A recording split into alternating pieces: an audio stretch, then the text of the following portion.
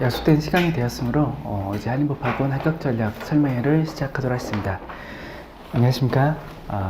저는 한림법학원에서 5급 공채 그리고 국립외교원을 맡고 있는 이지훈 팀장이라고 합니다. 이 자리에 참석해 주신 여러분 환영합니다. 추운 겨울 날씨에도 불구하고 이렇게 찾아오신 것은 이제 그만큼 학교에 대한 열망이 높기 때문이라고 알겠습니다. 그만큼 최대한 저희도 준비를 많이 했으니까요. 알찬 정보 가져가셔가지고 꼭 합격하시길 바라겠습니다. 일단 저희가 준비한 거는 일단 1부, 2부로 이제 나눠서 진행이 될 건데요. 일단 1부에서는 제가 이제 국립외교원 시험 일정 그리고 특성에 대해서 설명을 드릴 거고요. 그리고 이제 그 다음에 시험을 알았으니까 그럼 이 시험을 어떻게 준비할 것인가에 대해서 저희가 이제 저희 커리와 그리고 이제 강의에 대해서 말씀드리도록 하겠습니다. 그리고 2부에서는 저희 합격자를 모시고 이제 실제로 어떻게 시험을 준비를 했고 어떻게 합격을 했는지에 대해서 노하우와 그리고 국립외교원 과정까지 간단하게 설명을 좀 듣고 그 다음에 Q&A 시간을 갖도록 하겠습니다. 그리고 1, 2부가 다 마친 다음에 제가 간단히 정리를 하고 끝마치도록 하겠습니다. 총 시간은 약 2시간 정도 소요가 될 거고요. 이제 생각보다 좀 긴 시간이 될 건데, 그래도 이제 실제로 이제 여기서 이제 강의를 듣는다라고 하시면은 보통 이제 3시간 반 정도 이제 강의를 듣게 될 겁니다. 거의 다 워밍업이라고 생각을 하시고 끝까지 잘 참여해 주시면 감사하도록 하겠습니다. 일단 외교관 시험은 당연하겠지만 이제 외교관 뽑는 시험이 되겠죠. 그리고 이제 된다고 해서 바로 되는 건 아니고요. 이제 국립외교원 과정을 1년 정도 거친 다음에 임용을 받게 됩니다. 일단 이 시험은 1차, 2차, 3차 이렇게 이제 진행이 될 건데요. 1차는 이제 피셉 그리고 헌법이 될 거고요. 우리 2차는 논문형 과목 이제 3과목하고 이제 통합 학제통합술 이렇게 해서 4가지의 시험을 보게 될 겁니다. 근데 일단 이 시험을 보기 전에 전제 조건이 이제 필요한데요.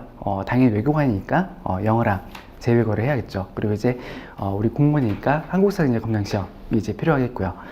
그래서 만약 이 자리에 계신 분들이 이제 전제 조건인 외국어, 영어 그리고 이제 한국사가 아직 안 돼 있다라고 하시면은 일단 이걸 최우선으로 이제 잡고 이제 준비를 다 끝내놓으신 다음에 본격적으로 시작하시는 게 좋을 것 같습니다. 그리고 이제 뒤에 또 다시 얘기를 하겠지만 이제 1차 시험 접수가 곧 있습니다.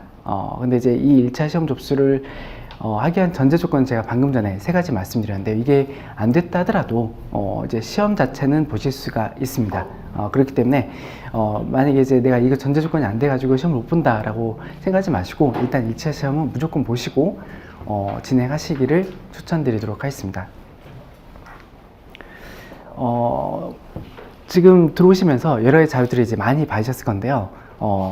자료들을 이제 하나씩 다 참고를 하면서 진행할 테니까 혹시라도 받지 못하신 분들 있으면은 꼭 받기 바라겠습니다.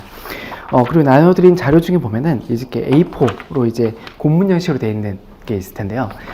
이게 24년 영어 외국어 능력 검정 시험 사전 안내라고 되어 있는 프린트가 있을 겁니다. 이걸 참조해서 이제 보시면은 아까 말씀드렸던 이제 영어랑 외국어에 관련된 사항이 있습니다.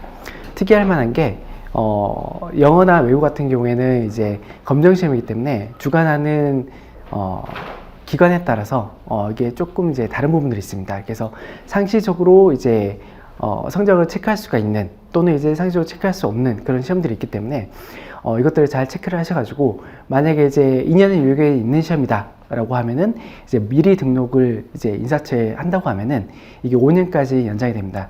그래서 이제 한번 등록을 하게 되면은 이 시험 합격할 때까지 따로 신경을 안 써도 되게 되는 거죠. 그리고 한국사전형검정시험 같은 경우에는 원래는 이제 유효기간이 있었는데 이제는 사라졌기 때문에 한 번만 따면은 크게 이제 문제 되실 게 없으실 겁니다. 혹시라도 이제 그럴 일은 없겠지만 이제 유효기간 놓쳐가지고 이제 등록하지 못한다던가 그런 사태가 벌어지지 않기 위해서 꼭 한번 체크를 해주시기 바라겠습니다. 방금 전에 말씀드렸던 응시 접수 기간인데요. 올해는 1월 20일부터 24일입니다. 이제 이 기간 맞춰가지고 꼭 이제 등록을 하셔가지고 이번에 1차를 보시기 바라겠고요. 보통 이제 1차 같은 경우에는 2월 말 3월 초에 보는데 올해 같은 경우에는 3월 8일 날 진행이 됩니다. 그리고 이제 2차 시험 같은 경우에는 6월 25일부터 6월 29일, 그리고 3차가 10월 1일 날 진행이 됩니다.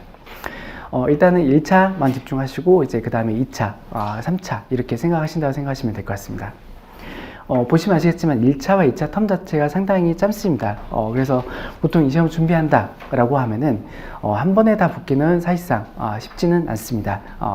뒤에서 자세히 또 설명드리겠지만 보통 이 시험을 준비를 한다 라고 하면은 보통 합격할 때까지 걸리는 공부 기간 자체가 평균적으로 2.8년 정도가 소요가 됩니다.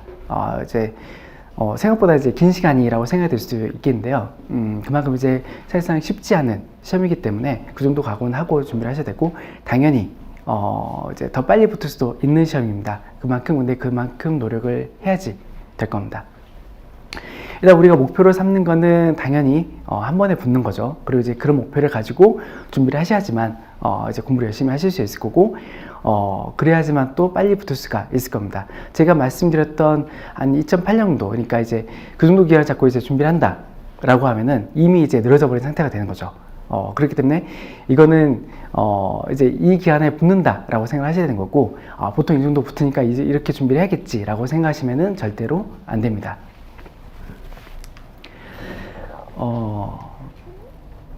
네, 선발 예정 인원 43명. 이거는 이제 작년 기준이 될 겁니다. 1차 통계인데요.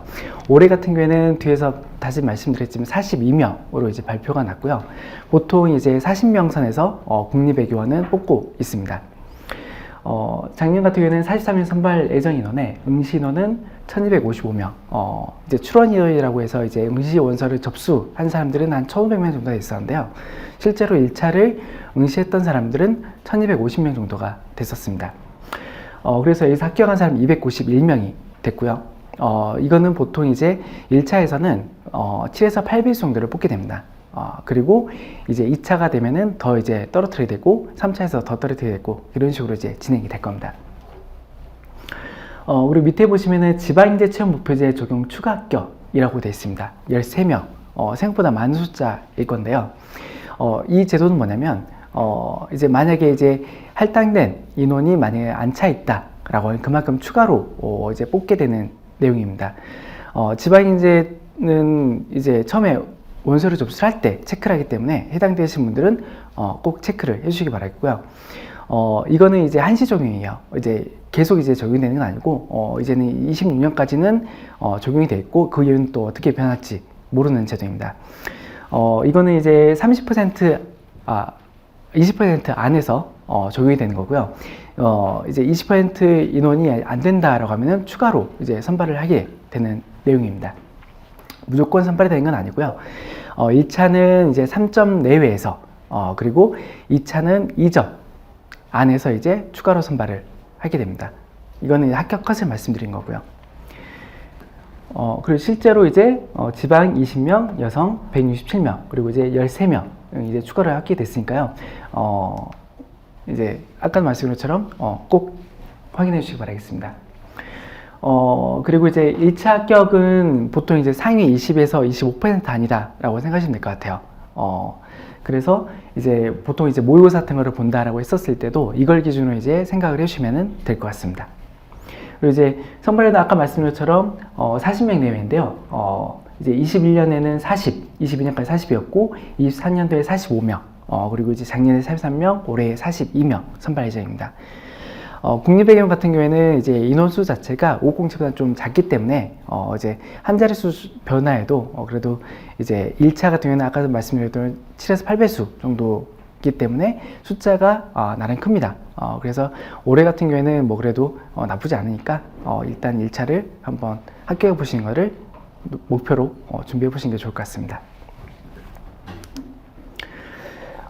합격 컷인데요. 외교관 합격 컷은 꾸준히 지금 현재 올랐습니다. 일단 뭐 난이도 자체가 좀 낮아진 경우도 있고요. 21년 70점이었고 22년 65점, 24년 81점, 24년 80점 이렇게 됐습니다. 밑에 보시면은 이제 5급 합격 컷까지 이제 같이 변경했는데요. 예전에는 5급 합격 컷이랑 이렇게 좀 차이가 있었는데, 작년 같은 경우에는 이제 1점 정도로 차이가 많이 줄어들게 됐습니다. 그만큼 이제 국립외교원 뭐 경쟁률이 조금 올랐다라고 생각하셔도 될 것 같고요. 그리고 이제 표를 보시면 아시겠지만, 이제 보통 이제 모든 시험은 합격 컷 구간에 많은 인원이 모여 있습니다.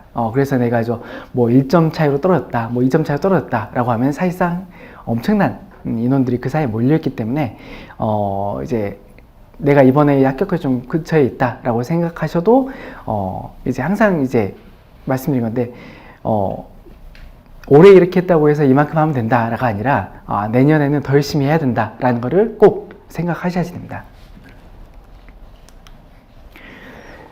이건 세부 점수인데요. 이제 당연히 이제 피셋은 이제 세 과목으로 나눠져 있죠. 언어, 원리, 자료에서 사학 판단. 여기에 대한 공부 방법은 이제 뒤에서 다시 설명해 드릴 건데, 일단 여기서는 개괄적으로 이제 어느 정도 되는지만 설명드리도록 하겠습니다. 보통 보신다고 하면은 가장 자신 있는 점수가 나오는 게 이제 언어가 되죠. 보통 이제 언어 논리를 가장 이제 편하게 생각하시는데요. 아무래도 수능 언어랑 좀 비슷한 경향이 있기 때문에 그렇게 될 겁니다. 이제 실제 문제를 보신다고 하면 좀 다를 수도 있겠는데, 그래도 이제 당연히 독해 위주니까 비슷하게 나올 거고요. 자료식 같은 경우에는 이제 평균 점수는 가장 좀 낮게 나오는데, 이제 나중에 공부를 하시면 아시겠지만, 그래도 이제 가장 점수를 빨리 많이 올릴 수 있는 게 또 자료 해석이 될 겁니다. 사업 판단은 70점대가 될 거고요.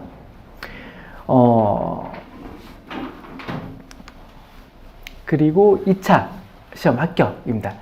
응시 인원은 280명이었고요. 선발 예정 인원은 43명에서 합격 인원 56명이었습니다. 아까 이제 1차에서 합격한 인원보다 2차 응시 인원이 좀 더 많은데요. 이제 당연히 작년에 이제 면접에서 떨어진 분들은 1차례가 면제가 됩니다. 그렇기 때문에 그 인원들이 더 추가로 해가지고 2차 응시 인원들이 더 많게 된 거고요. 그리고 이제 밑에 이제 또 보시면 아까 말씀드렸던 지방인재 채용 목표제, 양성평등 채용 목표제에서 1차에서는 이제 해당이 되는 인원들이 있었는데, 2차에서는 작년 같은 경우에는 추가로 이제 합격한 인원들은 없었습니다. 2차 시험은 선발 인원에서 약 1.3에서 1.4배 정도를 뽑고 있습니다. 2차에서 여성 인원들은 한 60% 정도 선이 되고요. 그리고 이제 나이대 같은 경우에는 한 20대 중반이 가장 많습니다. 25에서 26세 정도가 이제 가장 많다고 보시면 될 것 같습니다. 그리고 3차 면접이 진행되는데요. 2차까지 이제 올라오신 분들이 3차 면접 보게 됩니다. 1차는 이제 선택형 문제, 2차는 논술형 문제, 그리고 3차는 이제 면접이 되는 건데요. 이제 면접 같은 경우에는 국립외교원은 당연히 이제 영어 면접까지 포함이 되어 있습니다. 그래서 이제 직무 역량 면접, 공직가치 인성 면접, 그리고 이제 원래는 집단 토론도 이제 진행이 됐었는데, 코로나 이후로 집단 토론은 현재 지금 진행이 되고 있지 않고, 올해는 어떻게 될지 모르겠습니다. 작년까지는 진행이 되지 않았습니다. 그리고 또 이제 영어 면접에 대해서 또 많이 걱정하시는 분들이 있는데, 지금 걱정할 단계는 아니고 일단 2차까지 열심히 달린 다음에 2차 합격한 다음에 고민하셔도 충분합니다. 이렇게 또 말씀드리는 이유가 또 뭐냐면 이제 2차까지 갔다라고 하면 사실상 어느 정도 이제 결론이 났다라고 보시면 될 것 같습니다.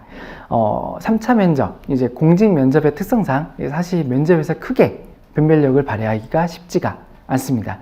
변별력을 발휘하기가 쉽지 않다고 하는 거지, 거기서 이제 뒤엎을 수 없다라는 말은 아닌데요. 그만큼 이제 쉽지가 않다는 거죠. 면접 보게 되면은 우수, 보통, 미흡 3개로 나눠지게 됩니다. 우수는 이제 무조건 붙는 거, 미흡 무조건 떨어지는 거. 근데 이제 아까 말씀드렸던 공직 면접의 특성상 사실상 이제 대부분 이제 보통이 될 수밖에 없습니다. 특히나 이제 국립외원을 이제 3차까지 가게 된다고 하면은 국립외원 같은 경우에는 다 같이 모여가지고 이제 스터디를 조직하게 됩니다. 스터디 조직에서 이제 준비를 하게 되는데, 그렇게 스터디 조직에서 같이 준비를 하다 보니까 어쨌든 동요가 좀 될 수밖에 없을 거고요. 그리고 이제 그 안에서 이제 뭐 변별력을 한다고 하더라도 크게 이제 두드러지게 하기가 쉽지가 않습니다. 그리고 이제 내가 만약에 여기서 이제 엎어야 된다라는 생각이 들었다고 하면은 당연히 더 긴장이 될 수밖에 없을 거고요. 그래서 대부분 어쨌든 보통이 될 수밖에 없을 건데, 이제 보통이 된다라고 하면은 여기서 이제 나와 있는 게 2차 시험 성적순 합격이 되게 됩니다. 어쩔 수 없이 객관적인 지표가 2차 성적일 수밖에 없어서 2차 성적으로 이제 합격을 나누게 되는 거죠. 그래서 3차 면접의 가장 큰 보험은 2차 성적이라고들 이야기를 많이 합니다. 그래서 2차를 일단 잘 받는다라는 목표를 가지고 준비를 하셔야지 될 겁니다. 그리고 이제 최종 합격 점수 통계인데요. 이제 2차에서 이제 경제학이 평균이 74, 국제법이 65, 국제정치학이 73, 학제 통합을 1, 2로 나눠지는데요. 학제 통합술은 이제 1, 2로 나눠져 있던 게 올해부터는 1로 이제 하나로 통합이 되게 됩니다. 학제 통합술에 대해서도 이제 많이 궁금해 하시는데 뒤에서 또 자세히 한번 보도록 하겠습니다. 어쨌든 이렇게 표를 보여드리는 이유는 뭐냐면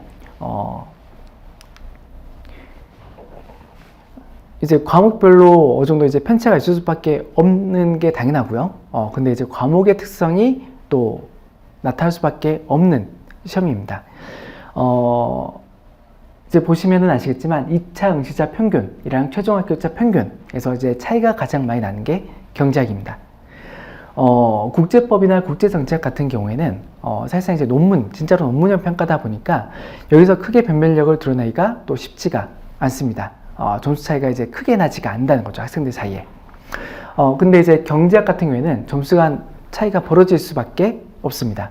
과목의 특성상 점수 편차가 이제 크게 날 뿐더러 그리고 이제 고득점을 할 수가 있습니다. 국제법이나 국제정책은 이제 고득점 못 한다는 건 아닌데 고득점 하는 숫자가 극히 좀 상대적으로 적다라고 볼 수 있습니다. 하지만 경제학은 고득점 하는 비율이 더 높게 되는 거죠. 그렇게 될 수밖에 없는 게 경제학은 과목의 특성이 답이 정해져 있는 학문이에요. 그래서 이제 전제, 도주과정, 풀이과정, 답, 결론 이것만 재로 쓴다라고 하면은 당연히 고득점이 나올 수밖에 없는 거죠. 그러면 그 고득점을 가지고 세 과목 이제 평균을 낸다고 하면은 당연히 고득점한 과목이 있다라고 하면은 이제 2차 시험을 좀 더 편하게 붙을 수가 있게 되는 거죠. 어쨌든 우리는 시험을 준비하는 입장이고 그렇기 때문에 빨리 붙는 게 가장 중요하고 전략적으로 어떻게 준비를 하는지가 중요해야 될 겁니다. 그래서 이런 특성들을 좀 생각을 해서 준비를 한다고 하면은 그래도 좀 준비를 잘 할 수가 있을 것 같습니다. 보통은 혹자들은 이제 경제고시라는 말도 이제 하고 있어요. 이제 이런 특성들 때문에 경제학이 중요할 수밖에 없으니까. 저는 개인적으로 이 경제고시라는 말을 싫어합니다. 하지만 우리는 수험생 입장에서는 어쩔 수 없이 이렇게 준비를 해야지 될 겁니다. 최종 합격 비율이고요. 네. 이것도 이제 2차 합격이랑 크게 차이가 나지는 않습니다. 마찬가지로 평균 연령은 26.5세 정도가 될 거고요, 합격자. 이제 본격적으로 세부적으로 이제 그러면 이 시험을 어떻게 준비해야 될지에 대해서 말씀드리도록 하겠습니다. 1차는 이제 헌법과 피셋으로 이제 될 건데요. 들어가기에 앞서 이제 또 이번에 좀 변경되는 부분이 있어가지고 잠깐 말씀드리도록 하겠습니다. 근데 이것까지 사실 뭐 적용이 된다 하더라도 여기 계신 분들은 크게 이제 상관이 없으실 것 같아요. 어쨌든 이 시험이 이제 피셋이 이제 좀 확대가 된다는 건데 저희가 보는 시험은 그냥 그대로 보면 되는 거니까 크게 문제가 될 것 같지는 않습니다. 뭐 플랜 B로 생각해서 이제 이 시험 준비하다 다른 걸로 넘어간다라고 했었을 때 도움이 되는 부분이 있겠지만 이 시험 준비를 한다라고 했었을 때 이제 플랜 B를 생각하면 안 된다라고 이제 말씀을 드립니다. 이 시험은 그만큼 이제 어려운 시험이고 내가 다른 거를 염두에 두고 있다라고 하면 당연히 이 시험에 집중하기 힘들게 될 겁니다. 그렇기 때문에 이 시험 준비를 한다라고 하면은 일단 무조건 이 시험을 붙는다라고 생각하고 준비를 하시는 게 가장 좋을 것 같습니다. 뭐 근데 어쨌든 참고적으로 말씀드린다고 하면은 이 피셋 시험 1차 시험이 이제 여러 범위로 이제 확대가 되는 거죠. 그리고 뭐 NCS라든가 뭐 그런 게 이제 흡수된다라고 생각하시면 될 것 같습니다. 피셋은 이제 하루에 다 보는 시험인데요. 오전에 이제 1교시 헌법 언어를 보고 오후에 이제 2교시 자료, 3교시 상황 판단 이렇게 보게 됩니다. 1교시 시험은 이제 헌법이랑 언어를 이제 같이 본다라고 말씀드렸는데, 이것 때문에 또 이제 좀 주의를 하셔야 될 게 있습니다. 쉬는 시간 없이 헌법 보고 이제 바로 언어를 보기 때문에, 이 시험을 준비를 할 때 헌법이 이제 가장 쉽다고는 얘기는 하지만, 이제 만약에 헌법을 내가 잘 못 본다라고 이제 인식을 하게 되면은 당연히 뒤에 보는 언어를 잘 볼 수가 없을 겁니다. 그렇기 때문에 헌법 같은 경우에는 뒤에서 다시 말씀드리겠지만, 최대한 이제 60점 넘기는 시험이긴 하지만, 목표를 7, 80점으로 잡는다라고 생각하시는 게 좋을 것 같습니다. 예. 제가 말씀드린 7, 80점은 최소치라고 생각하시면 될 것 같아요. 최소를 이렇게 만다 생각하시고, 뭐, 보통 합격자들 보면은 90점대가 많이 나오더라고요. 그래서 이제 안정적으로 이제 헌법을 잡아놓고 이제 피셋을 보는 게 중요하니까, 이제 헌법은 조금 너무 과할 필요는 없지만 너무 안심을 하시면 안 될 것 같습니다. 그리고 이제 제가 앞에서 헌법이 가장 쉬운 시험이다라고 말씀드렸는데, 암기입니다. 그냥 단순 암기라고 보시면 될 것 같아요. 암기 기간식이니까 사실 내 헌법적인 소양이 전혀 없다라고 하더라도 그냥 한 달 정도만 내가 열심히 한다면 당연히 이제 될 수 있는 시험이고요. 그리고 이제 뭐 기출문제만, 지금 기출이 또 많이 쌓였기 때문에 기출문제만 돌리고 해서 붙었다라고 하신 분들도 봤습니다. 근데 이제 이런 식으로 이제 준비를 한다라고 하면은 휘발성이 너무 강해서 이제 그 다음에 보는 시험에서는 아마 똑같은 거를 같이 해야지 될 겁니다. 그렇기 때문에 우리는 이제 좀 장기 목표를 가지고 준비를 한다라고 하면, 장기 목표를 하면은 당연히 뭐 2, 3년이 되겠죠. 더 길게 잡으면 안 됩니다. 했을 때 일단 이론 한번 보고 준비를 하는 게 내가 내년에 이제 1차를 다시 본다고 했었을 때 좀 편하게 공부할 수 있는 방법이 될 겁니다. 그래서 헌법 같은 경우에는 기본, 핵심 이제 이게 이론 과정이 될 거고요. 그리고 12월 달에 진행되는 진도별 모의고사가 이제 문제풀이 과정이 될 겁니다. 뭐 당연한 말이지만 이제 문제풀이에 꼭 이제 해봐야지만 될 거고요. 그리고 이제 그 전에 이론 강의를 한번 듣고 문제풀이까지 한다고 하면은 뭐 헌법은 크게 문제가 없을 거라고 생각이 됩니다. 뭐 헌법 문제는 사이버국가센터에 다 이제 오픈이 되어 있는데요. 지금 보셔서는 사실 이제 잘 모르실 겁니다. 헌법은 제가 암기라고 했잖아요. 이 암기가 안 돼 있는 상태에서는 당연히 이제 잘 모르시겠죠. 그래서 공부된 다음에 한번 문제를 풀어보시는 게 좋을 것 같고요. 이제 피셋이죠. 1차의 핵심이라고 보시면 될 것 같습니다. 피셋 때문에 이제 처음에 진입할 때 고민하시는 분들도 있고 그러실 텐데, 예전보다는 좀 덜하게 됐죠. 예전에 같은 경우에는 뭐 피셋이 막 과도시험이다, 또는 뭐 IQ 테스트라는 말들이 많이 있었는데, 현재는 그런 말들이 많이 줄어들었죠. 그만큼 이제 이 시험을 대비하기가 쉬워졌다라는 말이 될 것 같습니다. 피셋이 처음 도입됐을 때만 하더라도 사실상 어떻게 준비할지 몰랐던 거였죠. 근데 이제 이 시험이 도입된 지 이제 10몇 년이 지났기 때문에 이제는 대비책들이 다 만들었다라고 보시면 될 것 같습니다. 기출문제들이 이제 많이 쌓였기 때문에 기출문제들이 이제 분석이 돼서 어떻게 하면은 대비할지에 대한 것들이 나오게 된 거죠. 앞에서 말씀드렸던 언어, 자료, 상황, 이렇게 이제 세 가지로 나눠지게 되는데요. 피셋이라는 거는 공직자성 평가입니다. 그래서 당연히 능력을 평가하는 건데, 이게 왜 공직능력 평가하는 거냐라고 이제 생각할 수도 있는데, 취지 자체는 이제 너무 좋아요. 이제 언어 같은 경우에는 이제 우리가 독해, 그리고 이제 어떤 텍스트를 가지고 이제 보고하거나 그를 정보를 습득한 능력, 그리고 추론 능력, 그런 것들을 이제 하는 거죠. 당연히 우리가 이제 외국어가 된다고 하면은 우리가 보고서를 또 많이 쓰게 될 건데, 텍스트를 이제 보고를 하게 될 거예요. 그런 것들을 또 보고서를 또 받게 될 거고, 그런 것들을 측정하는 게라고 보시면 될 것 같고요.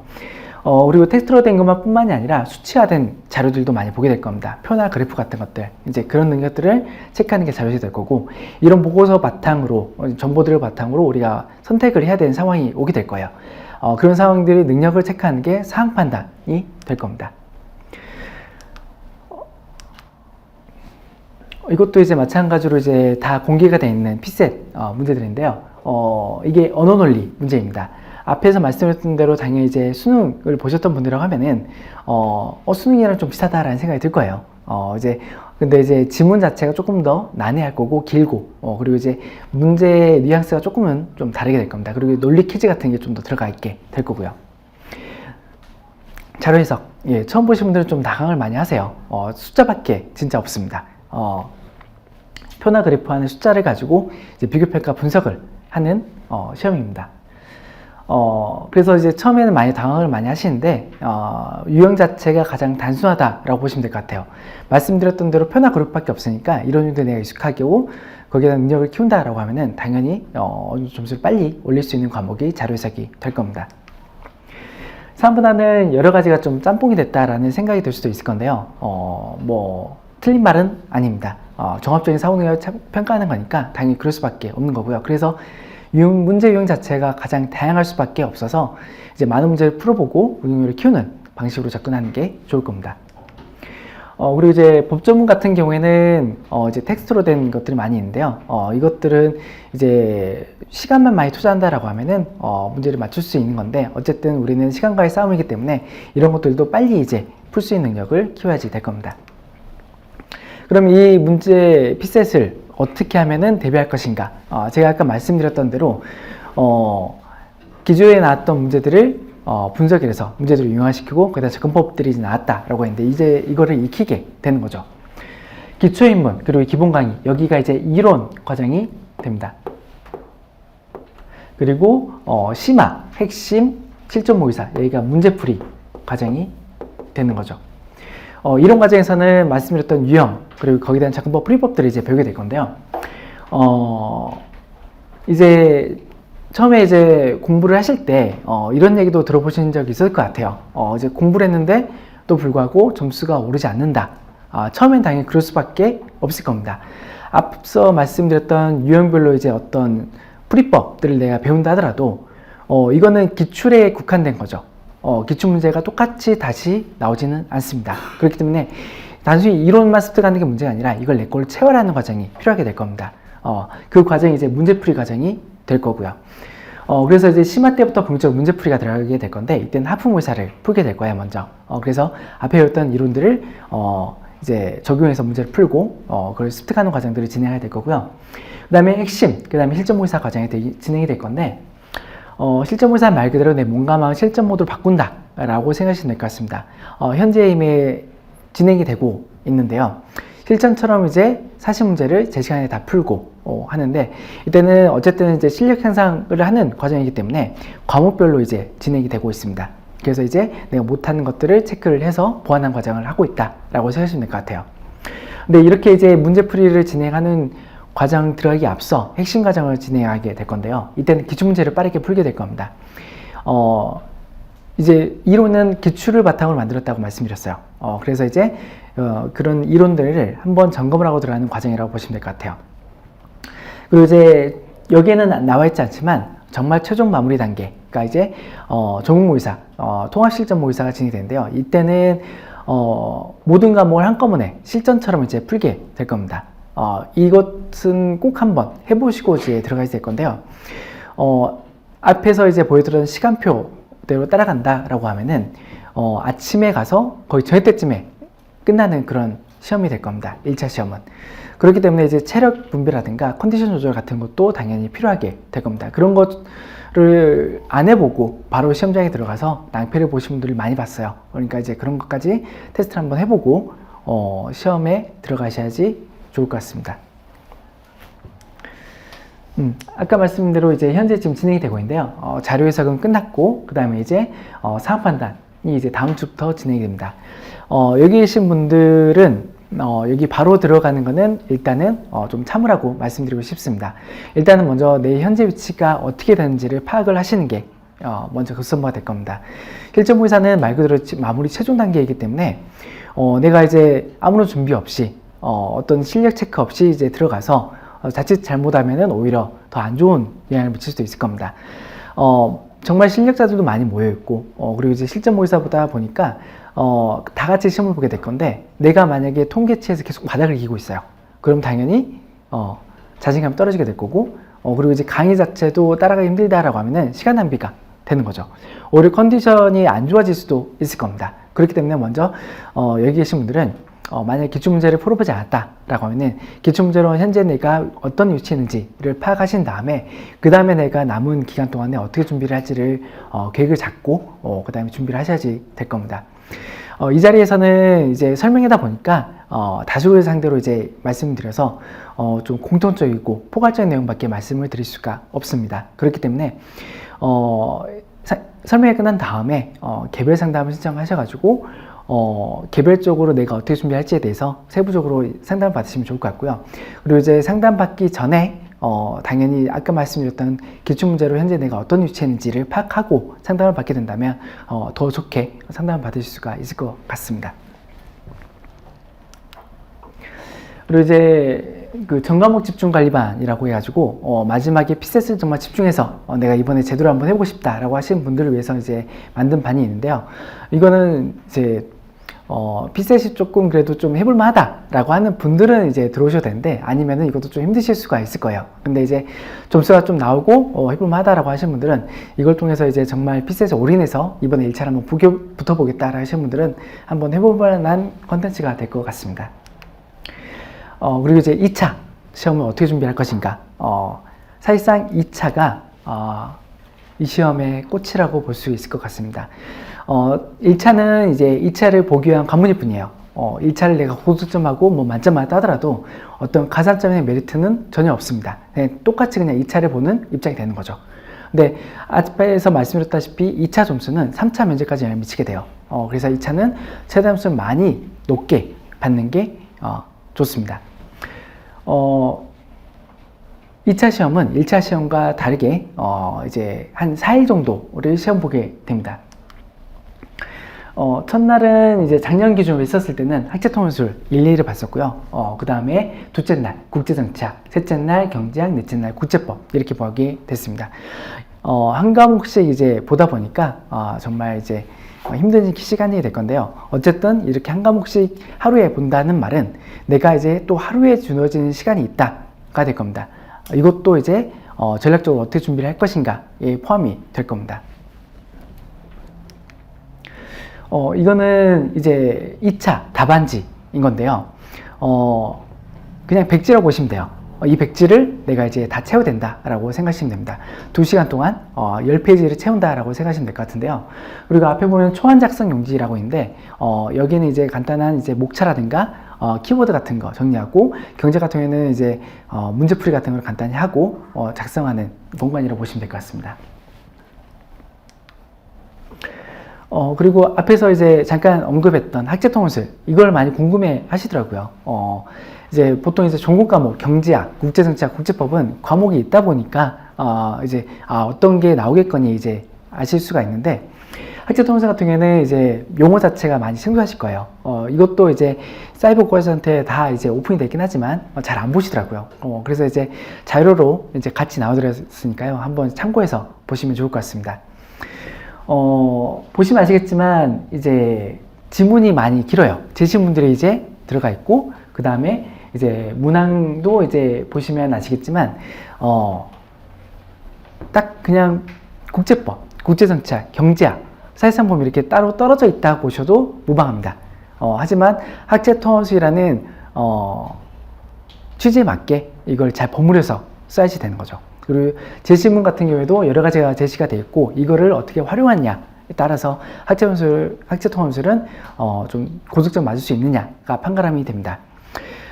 근데 어쨌든 기본은 앞서 말씀드렸던 경제학, 국제정치학, 국제법, 이게 기본이 될 겁니다. 이걸 제대로 하지 않으면 당연히 학제통합술은 점수가 나올 수가 없는 거고요. 먼저 기본기를 제대로 다진 다음에 나중에 학제통합술은 준비를 하셔도 크게 문제는 없을 것 같습니다. 그럼 이제 이걸 어떻게 준비를 하느냐. 저희는 이제 순환 과정을 통해서 준비를 하게 될 건데요. 이제 단순히 말씀드린 다음에는 반복학습이라고 보시면 될 것 같아요. 사실상 이게 너무 많은 양이에요. 그리고 깊이도 적지가 않습니다.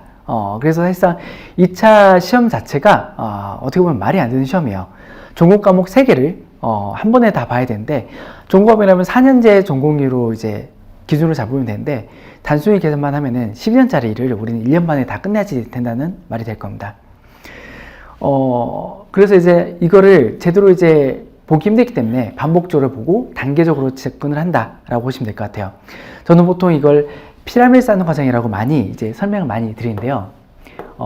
이렇게 이제 처음에 이제 예비순환을 베이스를 잡고, 그 다음에 순차적으로 더 높은 단계로 이제 심화 단계로 이제 올라가야 되는 거죠.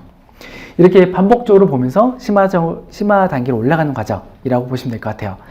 그래서 이제 하나의 단계를 건너뛰거나 하면은 당연히 좀 힘들 수밖에 없을 거고요. 우리 예비수련 같은 경우는 그래서 처음에 일단 따라가기는 그렇게 힘들지 않을 거예요. 문제풀이가 들어가지도 않고 단순히 이론적인 거를 받아들이면 되니까. 근데 이제 본격적으로 이제 힘들어지게 되는 거는 1수련 때부터 힘들어지게 될 겁니다. 1수련 때부터는 이제 본격적으로 모의수가 진행이 돼요.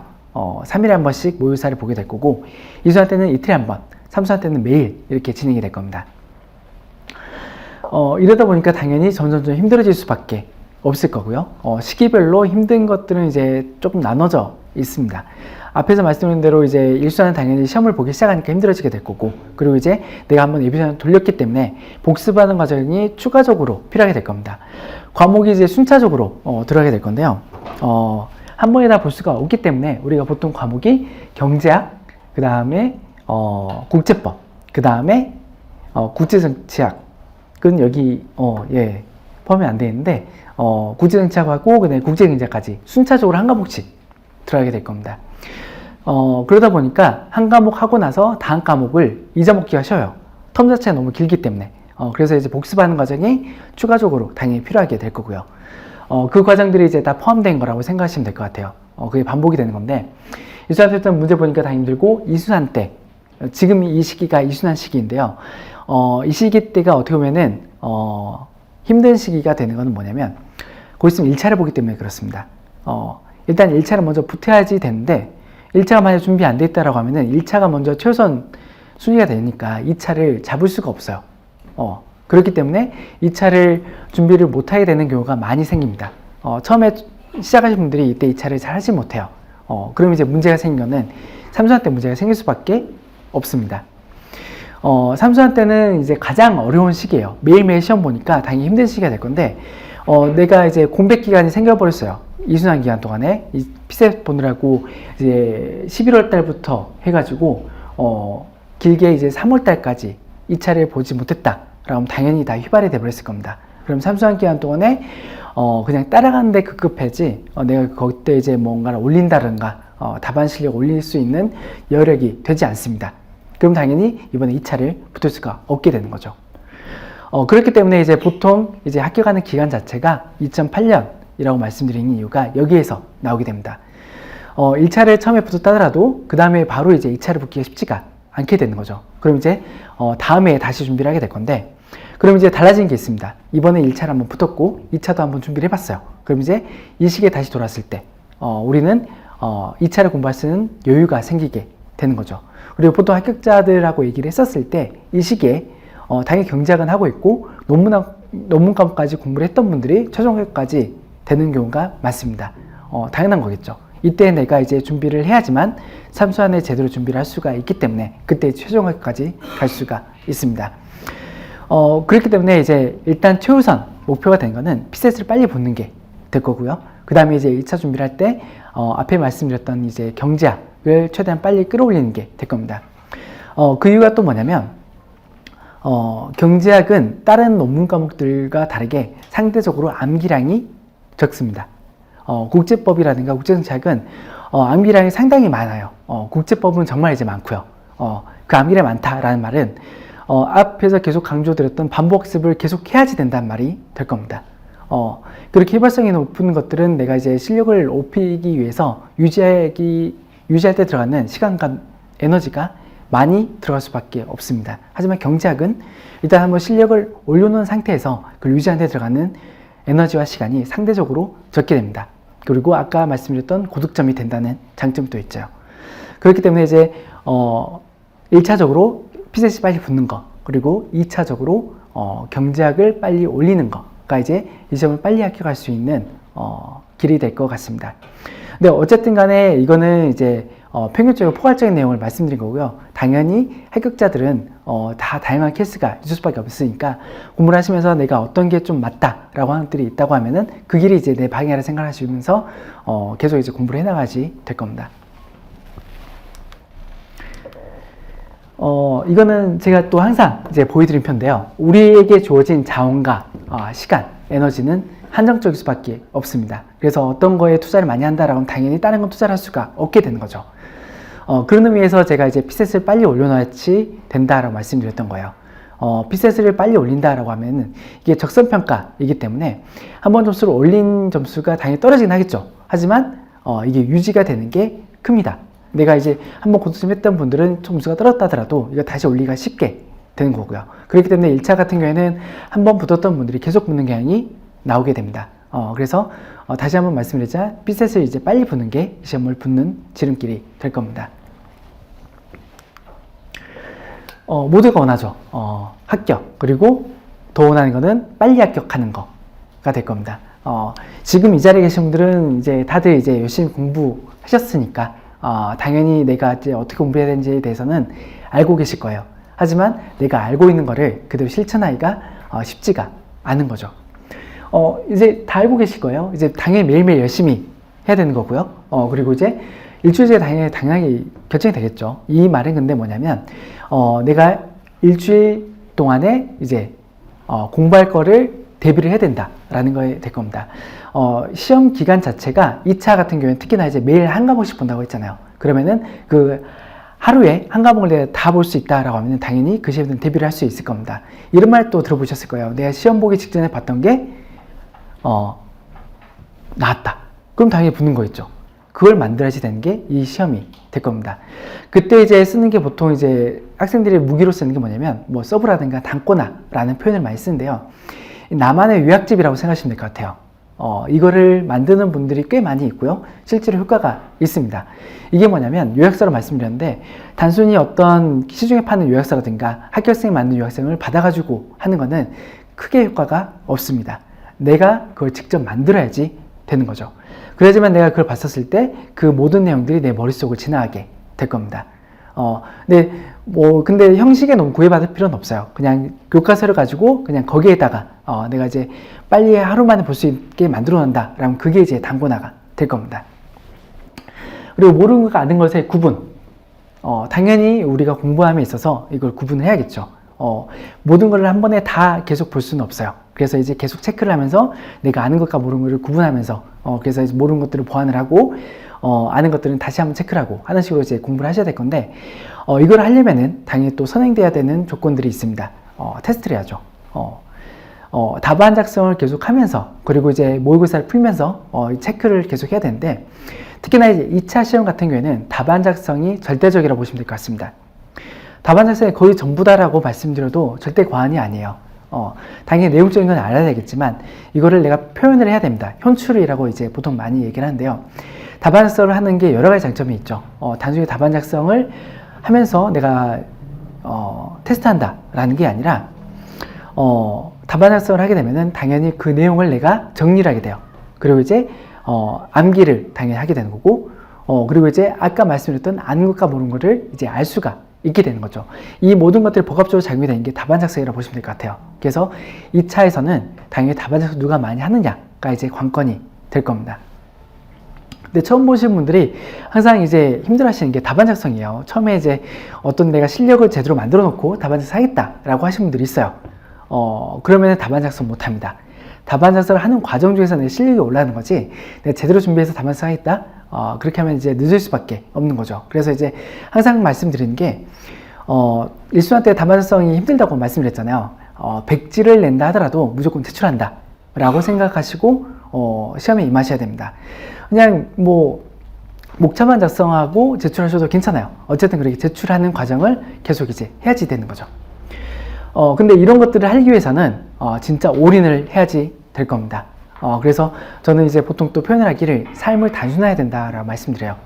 다른 변수들을 다 줄여야지 되는 거죠. 그래야지만 여기 이제 이렇게 집중을 할 수 있게 될 겁니다. 또 고민을 많이 하는 게 내가 사회생활을 하고 있었던 게 있었고 인과관계가 가지고 있었던 게 있었고 라고 한 들을 이제 많이 고민하세요. 이게 이제 사라지게 될 건데 어떡하지? 걱정하지 마십시오. 합격만 하면은 이 모든 게 다 해결이 될 겁니다.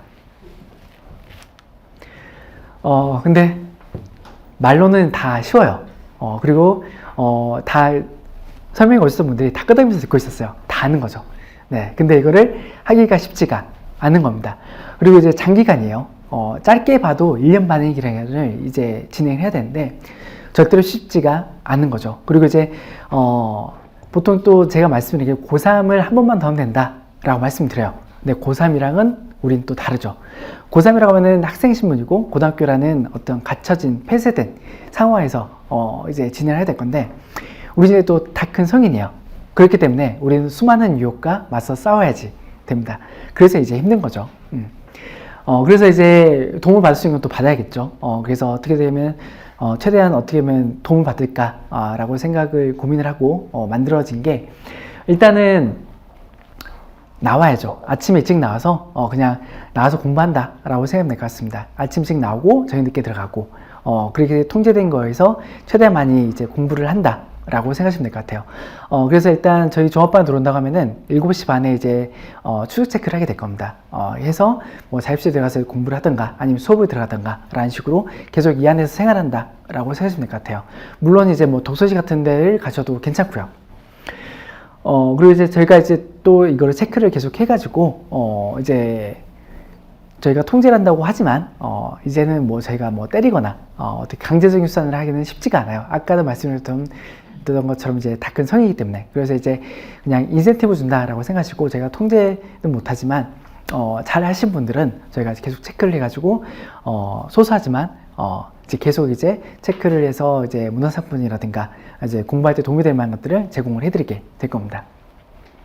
그리고 이제 체크하는 게 이제 두 가지로 되어 있어요. 오프라인과 온라인. 이제 오프라인 당연히 와가지고 체크를 하는 거고요. 온라인 같은 경우에는 제가 단톡방이 있어서 제가 나눠드리는 이제 학습 플래너가 있어요. 그래서 스스로 이제 체크를 해가지고 계속 이제 아침 저녁으로 올리게 됩니다. 이걸 또 저희가 다 체크를 해가지고 마찬가지로 추적 체크를 해서 통계를 하고 시상을 하게 되는 거죠. 그리고 이제 당연히 성적 관리에 들어가죠. 이 성적 관리를 또 이것도 마찬가지로 인센티브를 드리게 되는 거죠. 그래서 성적이 높으신 분들은 당연히 상금을 또 드리게 될 겁니다. 이거 꽤 커요. 그래서 이제 많이 받으신 분들은 막 몇십만 원씩 받아야 되는데, 이런 걸 통해서 그나마 좀 열심히 할 수 있다라고 하면은 이것도 좋은 방법이 되겠죠. 이건 플래너, 뭐 예시였고요.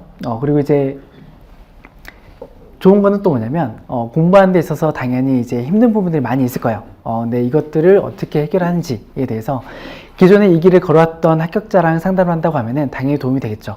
그래서 이제 항상 이제 상시적으로 상담을 운영을 하고 있습니다.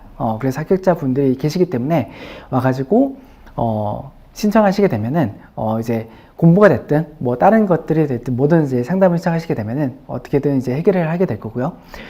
그리고 이제 저희도 이제 이 시험을 준비했던 담당자로서 저희한테 이제 요청하시게 되면 저희도 이제 할 수 있는 조언들은 이제 해드리게 될 겁니다.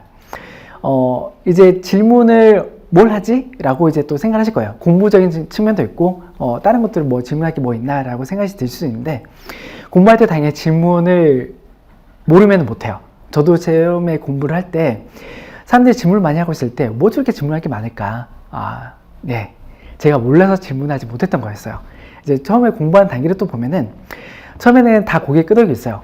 이제 아는 것처럼 이제 느껴지는 거죠. 근데 공부가 좀 더 되면은 그때부터 이제 모르는 게 보이게 될 거고요. 그 다음에 또 이제 다시 공부가 좀 더 된다라고 하면은 자신감이 붙죠. 근데 이제 그때 이제 내가 답안을 쓴다고 했었을 때는 잘 써요. 하지만 그때는 내가 아는 거를 그냥 쓰는 걸 뿐이에요. 질문한 거에 대한 답변을 제대로 해야 되는 거는 그 다음 단계가 될 겁니다. 어쨌든 이제 말씀드린 이유는 질문을 잘 해야 된다라는 게 될 거예요. 그래서 억지와 뭔가 질문거리를 만들어서 계속 하는 습관을 들이는 게 이 시험을 준비할 때 또 도움이 되실 겁니다. 그리고 당연히 이제 뭐 금액적인 부분도 할인이 많이 되니까요. 이제 보통 이제 단가로 하는 것보다 20에서 25% 정도 이제 할인이 될 거고요. 그리고 학생들이 가장 좋아하는 거는 복수 동영상 제공이에요. 인강 요즘에 많이 듣잖아요. 인강이 전체가 다 제공이 된다라고 생각하시면 될 것 같아요. 근데 이제 저는 항상 말씀드리는 게 인강이 제공되는 게 없다고 생각하라고 말씀드려요. 이 인강을 제공하는 목적이 뭐냐면 복수 동영상, 말 그대로 이제 이 기간이 길다 보니까 당연히 휘발되는 게 많이 있어서 복습을 할 때 빠르게 효율적으로 위해서 복수 동영상 제공을 하는 건데, 여기에 너무 의존하면 안 됩니다. 가장 좋은 복습 방법은 내가 스스로 하는 거예요. 복수 동영상을 보지 않고 내가 스스로 하는 게 가장 좋은 거고, 잘 안 될 때 이제 보수자를 활용하는 건데, 자칫 잘못되게 배우면은 실강을 안 듣고 그냥 보수 영상 보게 되는 분들도 있어요. 처음에는 이게 효율적이라는 생각이 들 수가 있을 겁니다. 하지만 이제 장기적으로 따졌을 때는, 크게 잘 되는 케이스를 많이 못 봤어요. 물론, 인강을 잘 만든 분들이 있으세요. 하지만 소수입니다. 실강을 따라가는 이유는 뭐냐면 강제적으로 진도를 계속 따라간다가 될 거고요. 그리고 이제 생각할 수 있는 시간이 주어진다가 될 겁니다. 그리고 가장 큰 거는 아까 말씀드렸던 것처럼 답안 작성을 꾸준히 할 수 있다가 되는 거죠. 근데 인강으로 공부를 하게 되면은 답안 작성하는 게 취약할 수밖에 없어요. 스스로 잘 안 쓰게 돼요. 그렇기 때문에 일단은 실강으로 쭉 따라가는 거를 가장 추천드리게 되는 거죠. 이렇게 해서 이제 학교 갈 때까지 최대한 저희가 도와드리게 될 거고요. 또 이 자리에 오신 분들은 또 이제 검색해보고 왔다라고 하면은 당연히 이제 여기 계신 교수님들이 이제 가장 유명하신 분들이다라는 것도 아실 거예요. 이분들을 따라서 공부를 열심히 하신다고 하면은 또 당연히 빨리 합격을 하시게 될 겁니다. 또 그래야지만 될 거고요. 일단 이렇게 제가 이제 1부를 마무리를 하고요. 이제 2부에서는 합격자를 모시고 네, 어떻게 하면은 이제 빨리 합격했는지 이 말씀 드려도 될지 모르겠지만 이제 작년 재작년이 됐네요 벌써. 최연소 합격자셨고요. 그래서 이제 그분 말씀을 들으면서 이제 또 2부를 진행하고 Q&A 시간도 가지도록 하겠습니다. 지금이 한 50분 정도 됐는데요. 이제 3시에 다시 시작하도록 하겠습니다. 수고하셨습니다.